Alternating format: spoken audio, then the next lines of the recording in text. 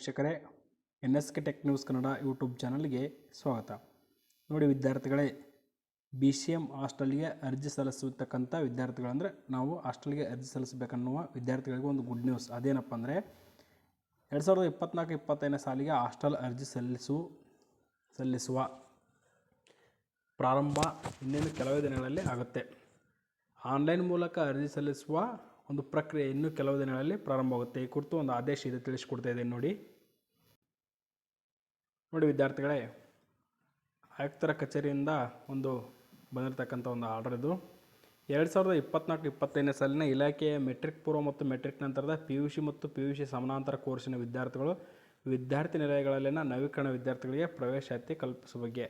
ಅಂದರೆ ಈಗ ಆಲ್ರೆಡಿ ಹಾಸ್ಟೆಲಲ್ಲಿರ್ತಕ್ಕಂಥ ವಿದ್ಯಾರ್ಥಿಗಳಿಗೆ ಮೆಟ್ರಿಕ್ ಪೂರ್ವ ಅಂದರೆ 5ರಿಂದ 10ನೇ ತರಗತಿ ಮತ್ತು PUC ಸಮಾನಾಂತರ ಕೋರ್ಸ್ಗಳಾದ ITI ಡಿಪ್ಲೊಮೊ ಈ ಕೋರ್ಸ್ಗಳ ಒಂದು ವಿದ್ಯಾರ್ಥಿಗಳು ಹಾಸ್ಟೆಲಲ್ಲಿದ್ದರೆ ಆ ವಿದ್ಯಾರ್ಥಿಗಳ ಒಂದು ರಿನ್ಯೂವಲನ್ನು ಈಗ ಫಸ್ಟ್ PUC ಇದ್ದರೆ ಸೆಕೆಂಡ್ PUC, SLC 9th ಇದ್ದರೆ SLC ಅಥವಾ 8th ಇದ್ದರೆ 9th, ಈ ಥರ ರಿನ್ಯೂವಲ್ ಮಾಡುವ ಪ್ರಕ್ರಿಯೆ ಪ್ರಾರಂಭವಾಗಿದೆ.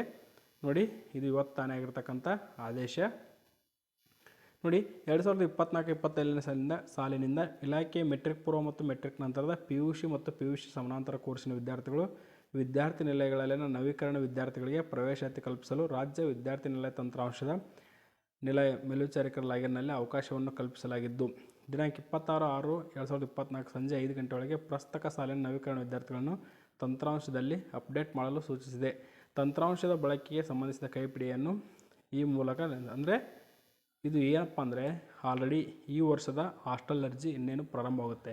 ಮೊದಲು ನೋಡಿ ವಿದ್ಯಾರ್ಥಿಗಳೇ, ಪ್ರೇ ಮೆಟ್ರಿಕ್ 5ರಿಂದ 10ನೇ ತರಗತಿ ಸ್ಟಾರ್ಟ್ ಆಗುತ್ತೆ. ಪೋಸ್ಟ್ ಮೆಟ್ರಿಕಲ್ಲಿ ಫಸ್ಟ್ PUC ಮತ್ತು PUC ಸಮಾನಾಂತರ ಕೋರ್ಸ್ಗಳು ಮಾತ್ರ ಪ್ರಾರಂಭವಾಗುತ್ತೆ. PUC ITI ಡಿಪ್ಲೊಮೊ ಹಾಸ್ಟೆಲ್ ಅರ್ಜಿ ಮಾತ್ರ ಪ್ರಾರಂಭವಾಗುತ್ತೆ.